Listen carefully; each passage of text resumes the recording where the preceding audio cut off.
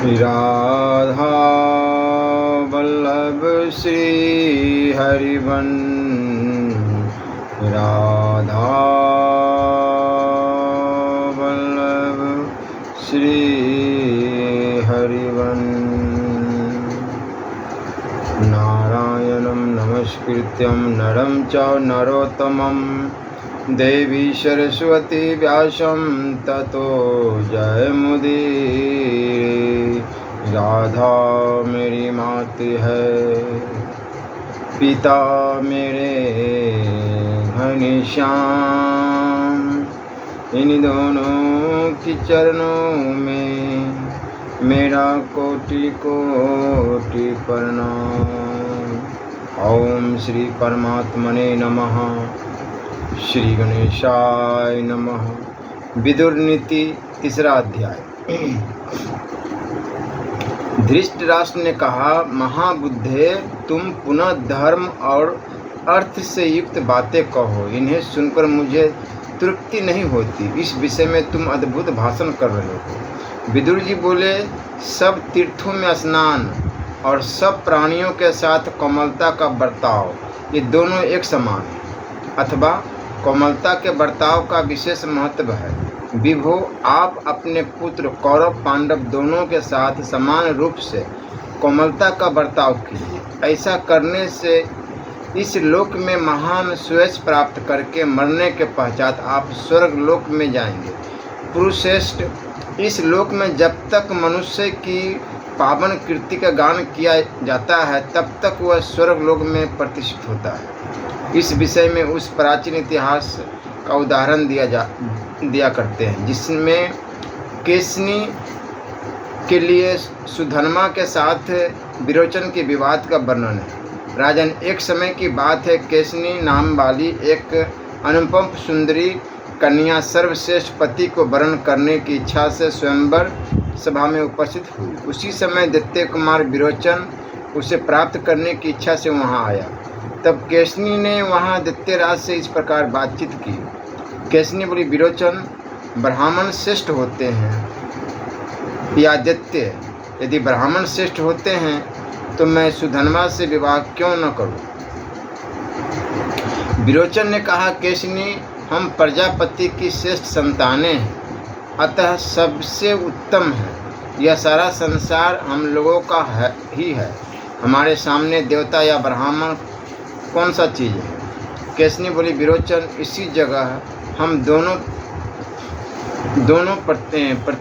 प्रतीक्षा करें। कल प्राप्त काल सुधन्मा यहाँ आवेगा, फिर मैं तुम दोनों को एकत्र उपस्थित देखूंगी। विरोचन बोला, कल्याणी, तुम जैसा कहती हो वही करूँगा। भीरु, प्राप्त काल तुम मुझे और सुधन्मा को एक साथ उपस्थित देखोगे। विदुर जी कहते, राजन, इसके बाद जब रात बीती और सूर्यमंडल का उदय हुआ, उस समय सुधन्मा उस स्थान पर आया जहाँ विरोचन केसनी के साथ मौजूद था। भरत से सुधन्मा प्रहलाद कुमार विरोचन और केसनी के पास आया। ब्राह्मण को आया देख केसनी उठ खड़ी हुई और उसने उसे आसन, पाद और अर्घ्य निवेदन किया। सुधन्मा बोला, प्रहलाद नंदन, मैं तुम्हारे इस स्वर्णमय सुंदर सिंहासन को केवल छू लेता हूँ, तुम्हारे साथ इस पर बैठ नहीं सकता, क्योंकि ऐसा होने से हम दोनों एक समान हो जाएंगे। विरोचन ने कहा, सुधन्मा, तुम्हारे लिए तो पीढ़ा चटाई या कुश का आसन उचित है। तुम मेरे साथ बराबर के आसन पर बैठने योग्य हो ही नहीं। सुधन्मा ने कहा, पिता और पुत्र एक साथ एक आसन पर बैठ सकते हैं। दो ब्राह्मण, दो क्षत्रिय, दो वृद्ध, दो वैश्य और दो शूद्र भी एक साथ बैठ सकते हैं, किंतु दूसरे कोई दो व्यक्ति परस्पर एक साथ नहीं बैठ सकते। तुम्हारे पिता प्रहलाद नीचे बैठकर ही मेरी सेवा किया करते हैं। तुम अभी बालक हो, घर में सुख से पले हो, अतः तुम्हें इन बातों का कुछ भी ज्ञान नहीं है। विरोचन बोला, सुधन्मा, हम असुरों के पास जो कुछ भी सोना, गौ, घोड़ा आदि धन है, उसकी मैं बाजी लगाता हूँ। हम तुम दोनों चलकर जो इस विषय के जानकार हो उनसे पूछे कि हम दोनों में कौन श्रेष्ठ है। सुधन्वा बोला, विरोचन, स्वर्ण, गाय और घोड़ा तुम्हारे ही पास रहे, हम दोनों प्राणों की बाजी लगाकर जो जानकार हो उनसे पूछे। विरोचन ने कहा, अच्छा, प्राणों की बाजी लगाने के पश्चात हम दोनों कहाँ चलेंगे? मैं तो न देवताओं के पास जा सकता हूँ और न कभी मनुष्य से ही निर्णय करा सकता हूँ। सुधन्वा बोला, प्राणों की बाजी लग जाने पर हम दोनों तुम्हारे पिता के पास चलेंगे। मुझे विश्वास है कि प्रहलाद अपने बेटे के लिए भी झूठ नहीं बोल सकते। विदुर जी कहते, इस तरह की बाजी लगाकर परस्पर क्रोध हो विरोचन और सुधन्वा दोनों उस समय वहाँ गए जहाँ प्रहलाद जी थे। प्रहलाद ने मन ही मन कहा, जो कभी भी एक साथ नहीं चले थे वही दोनों ये सुधन्वा और विरोचन आज सांप की तरह क्रोध होकर एक ही रास्ते आते दिखाई देते हैं। फिर विरोचन से कहा, विरोचन, मैं तुमसे पूछता हूँ, क्या सुधन्वा के साथ तुम्हारी मित्रता हो गई है? फिर कैसे एक साथ आ रहे हो? पहले तो तुम दोनों कभी एक साथ नहीं चलते थे। विरोचन बोला, पिताजी, सुधन्वा के साथ मेरी मित्रता नहीं हुई है। हम दोनों प्राणों की बाजी लगाए आ रहे हैं। मैं आपसे यथार्थ बात पूछता हूँ, मेरे प्रश्न का झूठा उत्तर न दीजिएगा। प्रहलाद ने कहा, सेवकों, सुधन्वा के लिए जल और मधुपर्क लाओ। फिर सुधन्वा से कहा, ब्राह्मण, तुम मेरे पूजनीय अतिथि हो, मैंने तुम्हारे लिए सफ़ेद गौ खूब मोटी ताजी कर रखी है। सुधन्वा बोला, प्रहलाद, जल और मधुपर्क तो मुझे मार्ग में ही मिल गया है। तुम तो जो मैं पूछ रहा हूँ उस प्रश्न का ठीक ठीक उत्तर दो। क्या ब्राह्मण श्रेष्ठ है अथवा विरोचन?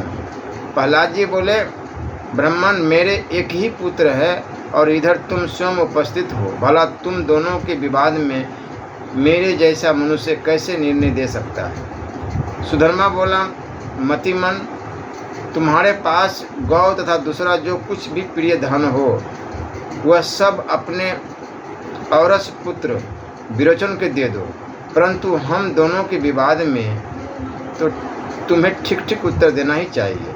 प्रहलाद जी ने कहा, सुधन्वा, अब मैं तुमसे यह बात पूछता हूँ, जो सत्य न बोले अथवा असत्य निर्णय करे, ऐसे दुष्ट वक्ता की क्या स्थिति होती है? सुधन्वा बोला, सौत वाली स्त्री, जुए में हारे हुए जुआरी और भार ढोने से व्यथित शरीर वाले मनुष्य की रात में जो स्थिति होती है वही स्थिति उल्टा न्याय देने वाले वक्ता की भी होती है, जो झूठा निर्णय देता है।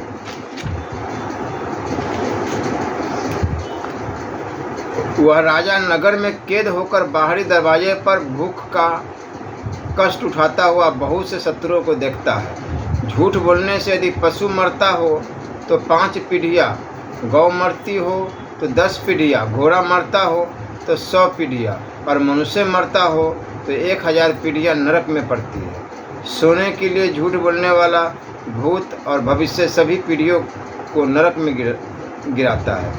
पृथ्वी तथा स्त्री के लिए झूठ कहने वाला तो अपना सर्वनाश ही कर लेता है। इसलिए तुम स्त्री के लिए कभी झूठ न बोलना। प्रहलाद जी ने कहा, विरोचन, सुधन्वा के पिता अंगिरा मुझसे श्रेष्ठ है और सुधन्वा तुमसे श्रेष्ठ है। इसकी माता भी तुम्हारी माता से श्रेष्ठ है, अतः तुम आज सुधन्वा से हार गए। विरोचन, अब सुधन्वा तुम्हारे प्राणों का मालिक है। सुधन्वन, अब यदि तुम दे दो तो मैं विरोचन को पाना चाहता हूँ। सुधन्वा बोला, प्रहलाद, तुमने धर्म को ही स्वीकार किया है, स्वार्थ बस झूठ नहीं कहा है, इसलिए अब इस दुर्लभ पुत्र को फिर तुम्हें दे रहा हूँ। प्रहलाद जी, तुम्हारे इस पुत्र विरोचन को मैंने पुनः तुम्हें दे दिया, किंतु अब यह कुमारी केसनी के निकट चलकर मेरा पैर धोगे। विदुर जी कहते हैं, इसलिए राजेंद्र, आप पृथ्वी के लिए झूठ न बोले, बेटे के स्वार्थ बस सच्ची बात न कहकर पुत्र और मंत्रियों के साथ विनाश के मुख में न जाए। देवता लोग चरवाहों की तरह डंडा लेकर पहरा नहीं देते हैं, जिसकी रक्षा करना चाहते हैं उसे उत्तम बुद्धि से युक्त कर देते हैं। मनुष्य जैसे जैसे कल्याण में मन लगाता है वैसे ही वैसे उसके सारे अभीष्ट सिद्ध होते हैं, इसमें तनिक भी संदेह नहीं है। कपटपूर्ण व्यवहार करने वाले मायावी को वेद पापों से मुक्त नहीं करते, किंतु जैसे पंख निकल आने पर चिड़ियों के बच्चे घोंसला छोड़ देते हैं, उसी प्रकार वेद भी अंतकाल में उसे त्याग देते हैं। शराब पीना, कलह, समूह के साथ बैर, पति पत्नी में भेद पैदा करना, कुटुंब वालों में भेद बुद्धि उत्पन्न करना, राजा के साथ द्वेष, स्त्री और पुरुष में विवाद और बुरे रास्ते, ये सब त्याग देने योग्य बताए गए।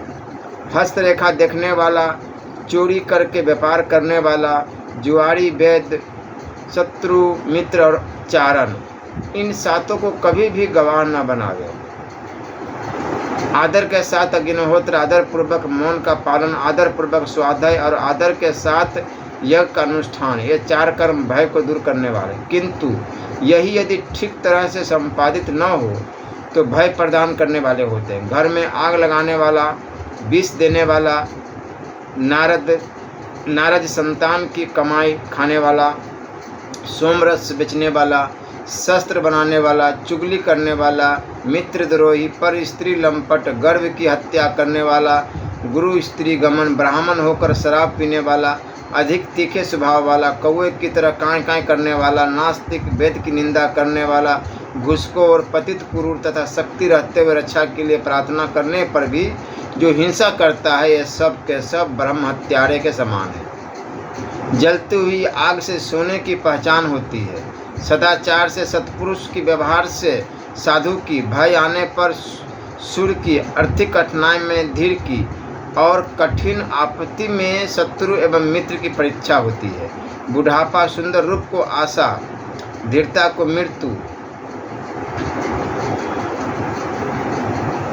मृत्यु प्राणों को, दोष देखने की आदत धर्माचरण को, क्रोध लक्ष्मी को, नीच पुरुषों की सेवा, सत्य भाव को, काम लज्जा को और अभिमान सर्वस्व को नष्ट कर देता है। शुभ कर्मों से लक्ष्मी की उत्पत्ति होती है और प्रगल्भता से बढ़ती है, चतुरता से जड़ जमा लेती है और संयम से सुरक्षित रहती है। 8 गुण पुरुष की शोभा बढ़ाते हैं। बुद्धि, कुलीनता, दम, शास्त्र ज्ञान, पराक्रम, बहुत न बोलना, यथाशक्ति दान और कृतज्ञता।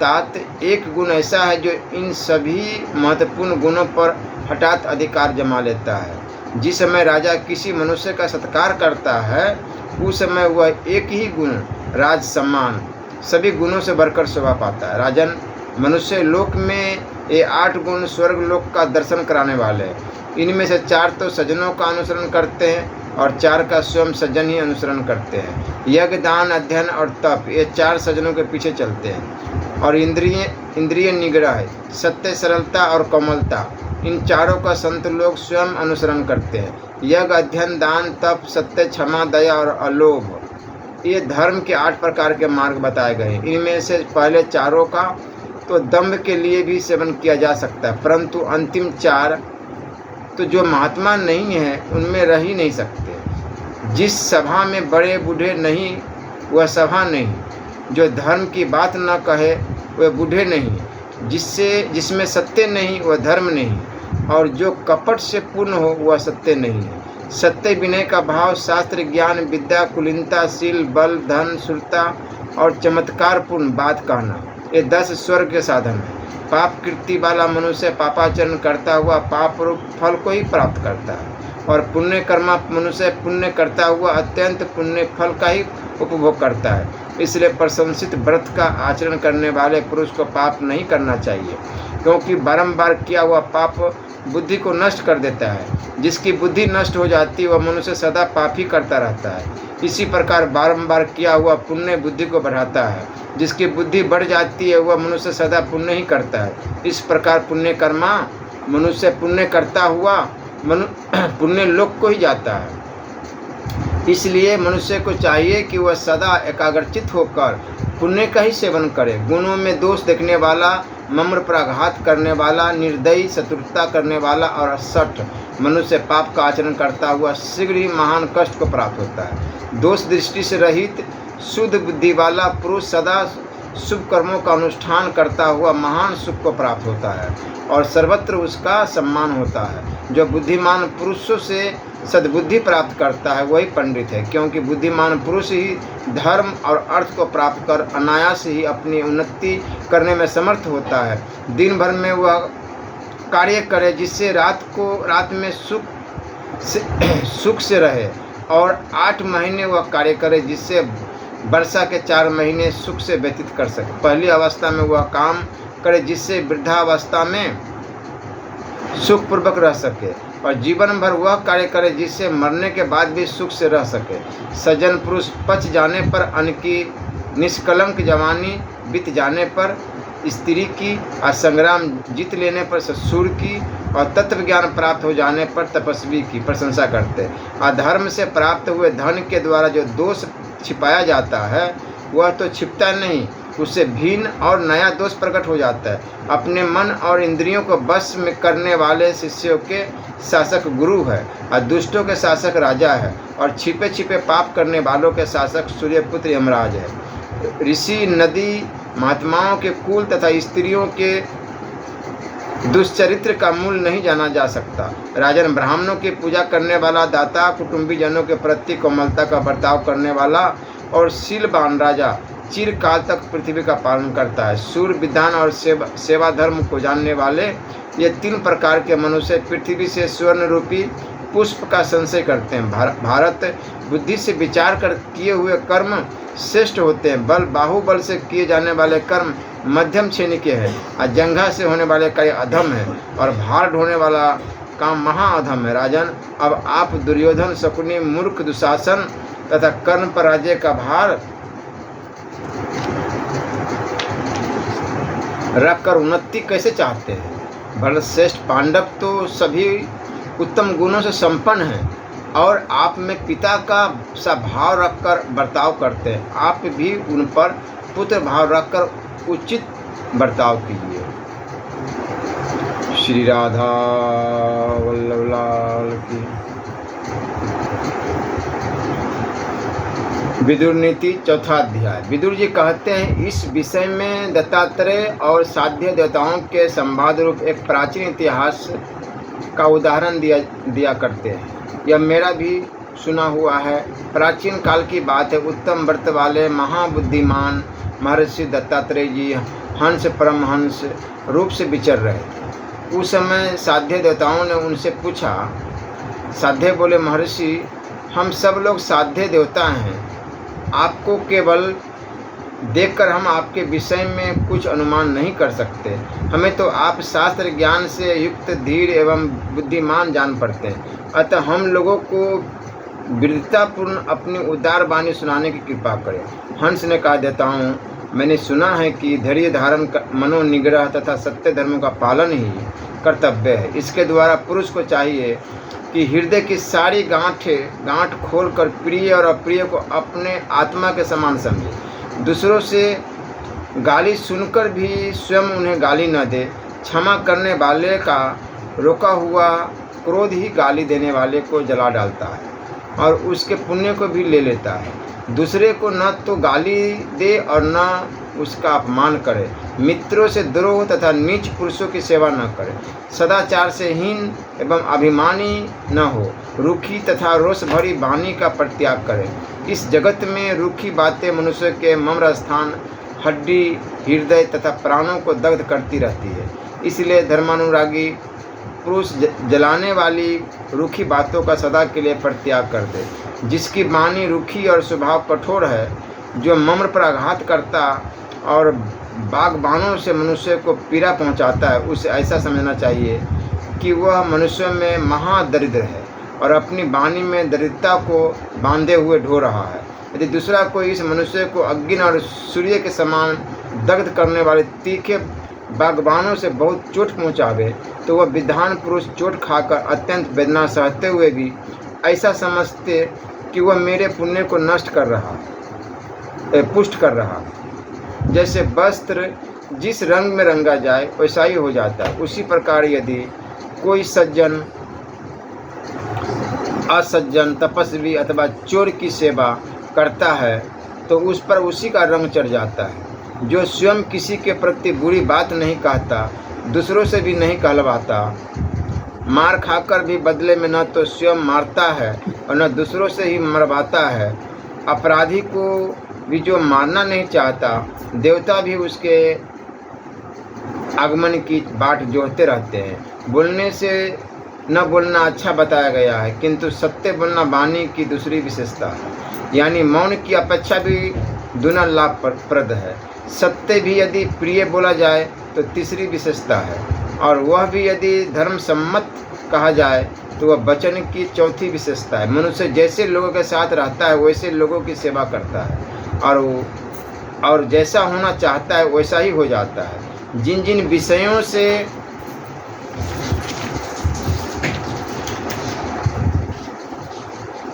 मन को हटाया जाता है उनसे मुक्ति होती जाती है। इस प्रकार यदि सब ओर से निवृत्ति हो जाए तो मनुष्य को लेश मात्र दुख का भी कभी अनुभव न हो, जो न तो स्वयं किसी से जीता जाता और न दूसरों को जीतने की इच्छा करता है, न किसी के साथ बैर करता है और न दूसरों को चोट पहुंचाना चाहता है, जो निंदा और प्रशंसा में समान भाव रखता है, वह हर्ष शोक से परे हो जाता है, जो सबका कल्याण चाहता है, किसी के अकल्याण की बात मन में भी नहीं लाता, जो सत्यवादी, कौम और जितेंद्रिय है, वह उत्तम पुरुष माना गया है, जो झूठी सांत्वना नहीं देता, देने की प्रतिज्ञा करके दे ही डालता है, दूसरों के दोषों को जानता है, वह मध्यम श्रेणी का पुरुष। देखिए, दुशासन गंधर्वों द्वारा पीटा गया, अस्त्र शस्त्रों से विदन किया गया, उस समय पांडवों ने उसकी रक्षा की, तो भी वह कीर्तधन हो, क्रोध के वशीभूत हो, पांडवों की बुराई से मुंह नहीं मोड़ता, वह दुरात्मा किसी का भी मित्र नहीं है। ऐसी चित्तवृत्ति अधम पुरुषों की ही हुआ करती है, जो अपने विषय में संदेह होने के कारण दूसरों से भी कल्याण होने का विश्वास नहीं करता, मित्रों को भी दूर रखता है। अवश्य ही वह अधम पुरुष है। जो अपनी उन्नति चाहता है वह उत्तम पुरुषों की ही सेवा करे, समय आ पड़ने पर मध्यम पुरुषों की भी सेवा कर ले, परंतु अधम पुरुषों की सेवा कदापि न करे। मनुष्य दुष्ट पुरुषों के बल से, निरंतर के उद्योग से, बुद्धि से तथा पुरुषार्थ से धन भले ही प्राप्त कर ले, परंतु इससे उत्तम कुलीन पुरुषों के सम्मान और सदाचार को वह कदापि नहीं प्राप्त कर सकता। धृतराष्ट्र ने कहा, विदुर, धर्म और अर्थ के नित्य ज्ञाता तथा बहुश्रुत देवता भी उस कुल में उत्पन्न पुरुषों की इच्छा करते हैं। इसलिए मैं तुमसे यह प्रश्न करता हूँ कि उत्तम कुल कौन है? विदुर जी बोले, जिनमें तप, इंद्रिय संयम, वेदों का स्वाध्याय, यज्ञ, पवित्र, विवाह, सदा अन्नदान और सदाचार, ये 7 गुण वर्तमान है, उन्हें उत्तम कुल कहते हैं। जिनका सदाचार शिथिल नहीं होता, जो अपने दोषों से माता पिता को कष्ट नहीं पहुंचाते, प्रसन्न चित्त से धर्म का आचरण करते हैं तथा असत्य का परित्याग कर अपने कुल की विशेष कीर्ति चाहते हैं, उन्हीं का कुल उत्तम है। यज्ञ न होने से निंदित कुल में विवाह करने से, वेद का त्याग और धर्म का उल्लंघन करने से उत्तम कुल भी अधम हो जाते हैं। देवताओं के धन का नाश, ब्राह्मण के धन का अपहरण और ब्राह्मणों की मर्यादा का उल्लंघन करने से उत्तम कुल भी अधम हो जाते हैं। भारत ब्राह्मणों के अनादर और निंदा से तथा धरोहर रखी हुई वस्तु को छिपा लेने से अच्छे कुल भी निंदनीय हो जाते हैं। गौ मनुष्य और धन से संपन्न होकर भी जो कुल सदाचार से हीन है, वे अच्छे कुलों की गणना में नहीं आ सकते। थोड़े धनवान कुल भी यदि सदाचार से संपन्न हैं तो वे अच्छे कुलों की गणना में आ जाते हैं और महान यश प्राप्त करते हैं। सदाचार की रक्षा यत्नपूर्वक करनी चाहिए। धन तो आता जाता रहता है, धन छीन हो जाने पर भी सदाचारी मनुष्य छीन नहीं माना जाता, किंतु जो सदाचार से भ्रष्ट हो गया उसे तो नष्ट ही समझना चाहिए। जो कुल सदाचार से हीन ही है, वे गौओं, पशुओं, घोड़ों तथा हरी भरी खेती से संपन्न होने पर भी उन्नति नहीं कर पाते। हमारे कुल में कोई बैर करने वाला न हो, दूसरों के धन का अपहरण करने वाला राजा अथवा मंत्री न हो और मित्रद्रोही, कपटी तथा सत्यवादी न हो। इसी प्रकार माता पिता, देवता एवं अतिथियों को भोजन कराने से पहले भोजन करने वाला भी न हो। हम लोगों में से जो ब्राह्मणों की हत्या करे, ब्राह्मणों के साथ द्वेष करे तथा पितरों को पिंडदान एवं तर्पण न करे, वह हमारी सभा में न जाए। तुर्ण का आसन, पृथ्वी, जल और चौथी मीठी वाणी, सज्जनों के घर में इन 4 चीज़ों की कमी कभी नहीं होती। राजन, पुण्य कर्म करने वाले धर्मात्मा पुरुषों के यहाँ ये तृण आदि वस्तुएं बड़ी श्रद्धा के साथ सत्कार के लिए उपस्थित की जाती है। निरपवर छोटा सा भी रथ भार ढो सकता है, किंतु दूसरे काठ बड़े बड़े होने पर भी ऐसा नहीं कर सकते। इसी प्रकार उत्तम कुल में उत्पन्न उत्साही पुरुष भार सह सकते हैं, दूसरे मनुष्य वैसे नहीं होते। जिसके कोप से भयभीत होना पड़े तथा संकित होकर जिसकी सेवा की जाए, वह मित्र नहीं है। मित्र तो वही है जिस पर पिता की भांति विश्वास किया जा सके, दूसरे तो संगी मात्र है। पहले से कोई संबंध न होने पर भी जो मित्रता का बर्ताव करे, वही बंधु, वही मित्र, वही सहारा और वही आश्रय। जिसका चित्त चंचल है, जो वृद्धों की सेवा नहीं करता, उस अनिश्चितमती पुरुष के लिए मित्रों का संग्रह अस्थायी नहीं होता। जैसे हंस सूखे सरोवर के आसपास ही मंडरा कर रह जाते हैं, भीतर नहीं प्रवेश करते, उसी प्रकार जिसका चित्त चंचल है, जो अज्ञानी और इंद्रियों का गुलाम है, उसे अर्थ की प्राप्ति नहीं होती। दुष्ट पुरुषों का स्वभाव मेघ के समान चंचल होता है, वह सहसा क्रोध कर बैठते हैं और अकारण ही प्रसन्न हो जाते हैं। जो मित्रों से सत्कार पाकर उनकी सहायता से कृतकार्य होकर भी उनके नहीं होते, ऐसे कृतधनों के मरने पर उनका मांस भोजी जंतु भी नहीं खाते। धन हो या न हो, मित्रों का तो सत्कार करे ही। मित्रों से कुछ भी न मांगते हुए उनके सार असार की परीक्षा न करें। संताप से रूप नष्ट होता है और संताप से बल नष्ट होता है। संताप से ज्ञान नष्ट होता है और संताप से मनुष्य रोग को प्राप्त होता है। अभिष्ट वस्तु शोक करने से नहीं मिलती, उससे तो केवल शरीर को कष्ट होता है और शत्रु प्रसन्न होते हैं। इसलिए आप मन में शोक न करें। मनुष्य बार बार मरता है और जन्म लेता है, बार बार हानि उठाता और बढ़ता है, बार बार स्वयं दूसरे से याचना करता है और दूसरे उससे याचना करते हैं तथा बारंबार वह दूसरों के लिए शोक करता है और दूसरे उसके लिए शोक करते हैं। सुख दुख, उत्पत्ति विनाश, लाभ हानि और जीवन मरण, ये बारी बारी से प्राप्त होते रहते हैं। इसलिए धीर पुरुष को इनके लिए हर्ष और शोक नहीं करना चाहिए। ये 6 इंद्रियां बहुत ही चंचल है। इनमें से जो इंद्रियां जिस विषय की ओर बढ़ती है, उससे बुद्धि उसी प्रकार छीन होती है जैसे फूटे घड़े से पानी सदा चू जाता है। धृतराष्ट्र ने कहा, काठ में छिपी हुई आग के समान सूक्ष्म धर्म से बंधे हुए राजा युधिष्ठिर के साथ मैंने मिथ्या व्यवहार किया है, अतः वे युद्ध करके मेरे मूर्ख पुत्रों का नाश कर डालेंगे। महामते, यह सब कुछ सदा ही भय से उद्विग्न है। मेरा यह मन भी भय से उद्विग्न है। इसलिए जो उद्वेग सुनने और शांत प्रद हो, वही मुझे बताओ। विदुर जी बोले, पाप शून्य नरेश, विद्या, तप, इंद्रिय निग्रह और लोभ त्याग के सिवा और कोई आपके लिए शांति का उपाय मैं नहीं देखता। बुद्धि से मनुष्य अपने भय को दूर करता है, तपस्या से महत्व पद को प्राप्त होता है, गुरु शुश्रूषा से ज्ञान और योग से शांति पाता है। मोक्ष की इच्छा रखने वाले मनुष्य दान के पुण्य का आश्रय नहीं लेते, वेद के पुण्य का भी आश्रय नहीं लेते, किंतु निष्काम भाव से राग द्वेष से रहित हो इस लोक में विचरते रहते हैं। समयक अध्ययन, न्यायोचित युद्ध, पुण्य कर्म और अच्छी तरह की हुई तपस्या के अंत में सुख की वृद्धि होती है। राजन, आपस में फूट रखने वाले लोग अच्छे बिछौनों से युक्त पलंग पाकर भी कभी सुख की नींद नहीं सोने पाते। उन्हें स्त्रियों के पास रहकर तथा बंदीजनों की द्वारा की हुई स्तुति सुनकर भी प्रसन्नता नहीं होती। जो परस्पर भेदभाव रखते हैं, वे कभी धर्म का आचरण नहीं करते, सुख भी नहीं पाते, उन्हें गौरव नहीं प्राप्त होता। तथा शांति की वार्ता भी नहीं सुहाते। हित की बात भी कही जाए तो उन्हें अच्छी नहीं लगती।